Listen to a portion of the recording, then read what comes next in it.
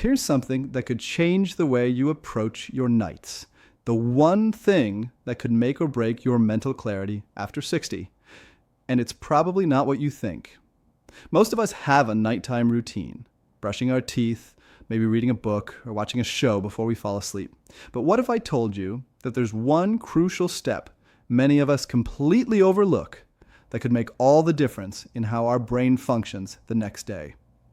Today, we're talking about something many people tend to ignore, especially as they age, a nightly habit that doesn't just affect your body, but your mind, your brain. This ritual, if done right, can significantly impact your mental clarity, memory, and overall brain health. And joining us today is Dr. Shigeaki Hinohara, Japan's oldest practicing physician, who's over 100 years old and still sharp as ever. He's a national treasure in Japan and has a unique perspective on aging and brain health that many of us in the West don't often hear about. So, what's the key to maintaining a healthy, sharp brain even as we grow older? It starts with something simple, the way we end our day. That's right, a nighttime ritual that's designed to prepare your brain for the night ahead, giving it the environment and nutrients it needs to work at its best. But why does it matter so much? The brain doesn't shut off when you sleep. In fact, it becomes more active during this time, but only if it has what it needs. So what's the secret to giving your brain the support it requires? Let's find out. You've probably heard about fasting for weight loss or detoxing your body, but have you ever thought about fasting your brain? It sounds strange, right? But the truth is, if you're not careful, you could be unintentionally starving your brain of the nutrients it needs to heal and regenerate while you sleep. Now, you might be wondering, how does one starve their brain? Isn't that a bit dramatic? Well, here's the thing. The brain requires certain materials, signals, and a specific environment to properly restore itself overnight. And if you go to bed without providing that support, you're not just missing a step, you're actually depriving your brain of what it needs to regenerate. And that's dangerous. Dr. Hinohara points out that in the West, we often associate starvation with physical hunger. But what he's describing is far more subtle and even more damaging. It's about denying your brain the support it needs during its most crucial repair phase, sleep. Take, for example, a patient Dr. Hinohara once had, Mr. Yamamoto, a 74-year-old retired school principal. Mr. Yamamoto was a disciplined man, following strict advice to cut out food after 6 p.m. for weight loss. But what he didn't realize was that by doing so, he was unintentionally depriving his brain of the protein and nutrients it needed during the night. And over time, that led to forgetfulness and cognitive decline. His brain, instead of regenerating and processing memories, was in survival mode. So what happens when we neglect this brain preparation? Let's take a look at how this neglect can lead to real cognitive decline. Think of your brain like a library. During the day, it's collecting, filing, and storing all the information you take in. But at night, when the body is resting, the brain does something incredible. It goes to work cleaning up, filing those memories, and making sure everything is in its right place. However, to do all that, the brain needs tools. It needs energy. It needs the right environment to function properly. Without the proper preparation, the brain can't do its job effectively. Instead of filing away memories and cleaning up toxins, the brain enters emergency mode, just trying to survive the night. And that's exactly what happens when we neglect the necessary nourishment and rituals before sleep. Dr. Hinohara explains that if you starve your brain, it's like asking a librarian to organize a library without light, tools, or energy. Instead of getting to the deep, restorative work of memory consolidation and neural repair, the brain just hangs on, waiting for the morning. It doesn't have the resources it needs to restore itself. But when you create the right environment, by providing gentle nourishment, calming signals, and a sense of safety, the brain knows it's time to get to work. That's when true restoration happens. And without these signals, the brain stays on high alert, scanning for danger, never quite letting go. So how do we send the right signals to the brain? It's all about the rituals you choose, the foods you eat, and the calmness you create in your environment. Let's dive deeper into the kind of nighttime food that can fuel this process and support your brain's natural repair. Here's the thing. It's not about skipping food at night. It's about choosing the right kind. As Dr. Hinohara explains, the brain becomes more sensitive with age. Blood flow slows down, hormones shift, and the body enters a state of catabolism, which means it starts breaking down tissues, including brain tissue, for energy during fasting states. If you go to bed on an empty stomach, your brain thinks it's running out of fuel, and instead of repairing itself and consolidating memories, it goes into survival mode. It holds back, conserving energy instead of regenerating. And this process, this starving of the brain, happens slowly over time. It's not always noticeable right away. But over weeks, months, and years, it can drain your mental sharpness. You won't feel it immediately, but eventually you'll notice foggy mornings, forgetfulness, and difficulty concentrating. It becomes your new normal. So what should you eat before bed? Dr. Hinohara suggests light, easy-to-digest foods that provide support for your brain while also calming your body. A warm miso broth with tofu, for example, is a fantastic option. The miso helps with gut health, and the tofu offers the amino acids your brain needs to repair itself. Other good choices include a soft-boiled egg with steamed greens or a bit of white fish cooked with ginger. These foods are gentle on the body, provide the necessary protein, and send a signal to the brain. You're safe now. It's time to restore. It's not about a large meal or heavy food that will sit in your stomach all night. It's about nourishment that supports the brain's nightly repair process. But avoid cold foods, processed snacks, or sugary treats. These foods can confuse your body's natural rhythm, making it harder for the brain to transition into repair mode. Now that we know the kinds of foods to support our brain at night, it's equally important to consider the environment we create around us. What happens in our surroundings before we sleep also plays a huge role in how the brain prepares for rest. Let's explore that next. It's not just about the food. The environment you create before bed is just as important in signaling to your brain that it's time to wind down and repair. Dr. Hinohara explains that in Japan, the approach to nighttime rituals goes beyond food. It's about creating a peaceful environment that helps the brain relax and transition into a healing mode. The first step? Turning off screens at least 30 minutes before sleep. Blue light from devices disrupts melatonin production and keeps your brain in daytime mode, making it harder to relax. Instead, Dr. Hinohara recommends dimming the lights, lighting a candle, or even opening a window for some fresh air. These small actions send a signal to the brain that it's time to slow down. Another key element in creating the right environment is rhythm.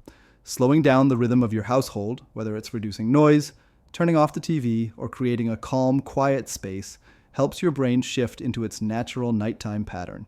It's the opposite of overstimulation, which keeps the brain on high alert. Dr. Hinohara also recommends reading a physical book, preferably something poetic or spiritual, to gently prepare your mind for rest. This kind of reading can help prime the brain for sleep without the overstimulation of screens. Lastly, breathing plays a critical role. Slow, deep breaths into the belly with a long exhale can activate your parasympathetic nervous system, which is responsible for relaxation. Just 5 minutes of deep breathing can reduce cortisol levels, slow your heart rate, and signal to your brain that it's time to release the stress of the day. So, we've got the right environment, the right food, and the right habits. But what about gratitude? It turns out that acknowledging the good in your life before bed can have a big impact on your brain's ability to rest and restore. Let's dive into the science behind it. We've covered food, environment, and even breathing. But here's something that may surprise you. Timing matters even more than the nutrients themselves. The brain follows its own natural cycles, and these cycles are deeply influenced by light, sound, and food. If you eat erratically, sleep erratically, or overstimulate yourself before bed, your brain stays alert and never fully enters its restorative state. But when you follow a consistent routine, your brain receives a clear message. It's time to rest, repair, and heal. Dr. Hinohara emphasizes that the key is consistency. Eating at the same time every night, stretching at the same time, and practicing deep breathing all signal the brain that it's safe to shift into healing mode. When you establish a steady rhythm, your brain doesn't have to guess what's coming next. It knows what to expect, and it can relax more easily. This rhythmic approach not only improves sleep quality, but also enhances memory consolidation and neurological repair. By sticking to a routine, you're telling your brain, the day is done, now let's restore and refresh. It's as if you're setting the stage for your brain to work its magic overnight. Without this rhythm, though, the brain stays on high alert, scanning for threats instead of focusing on healing. So the consistency of your nighttime habits becomes a form of communication between you and your brain. You're showing it exactly what it needs to unwind and rebuild. Now, creating a soothing environment and maintaining a consistent rhythm is vital. But there's one last piece to the puzzle: movement. Gentle, mindful movement can be the perfect precursor to nourishment. So, how should we move our bodies before bed? Let's dive into that next. Before you reach for that nourishing bowl of miso or tofu broth, there's one important step you should take: movement. But not just any movement. We're talking about soft, mindful exercises that help relax the body and prepare it for the healing process. Dr. Hinohara stresses that movement should not be stressful or intense. This isn't about exercise.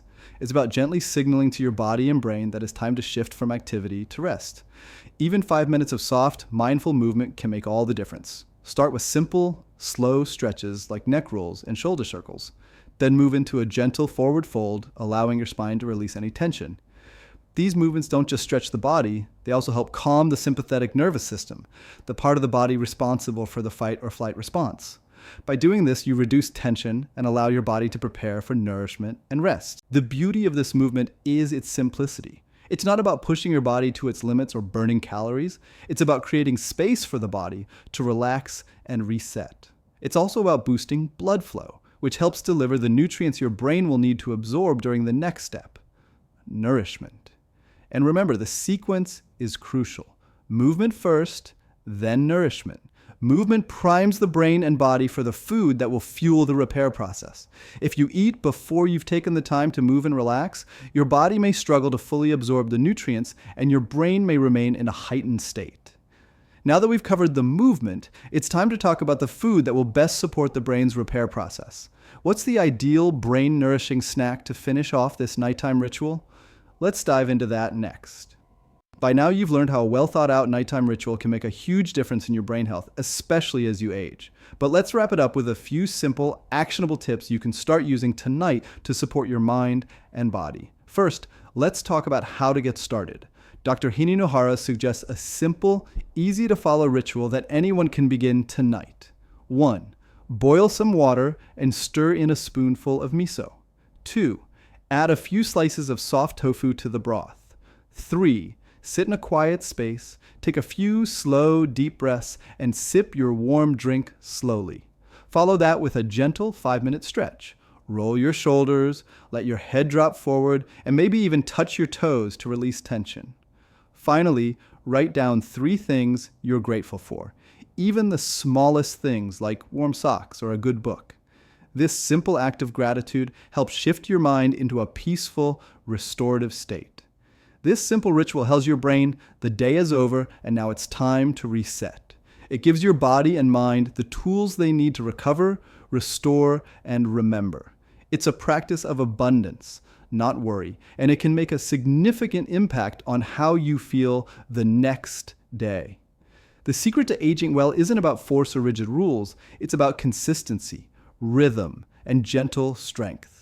Dr. Hinohara's advice to cultivate these soft, nourishing rituals is not just about improving your memory or brain function, it's about choosing to nourish yourself in ways that support long-term health and vitality. As you embrace these nighttime rituals, remember, memory does not fade with age. It fades with neglect.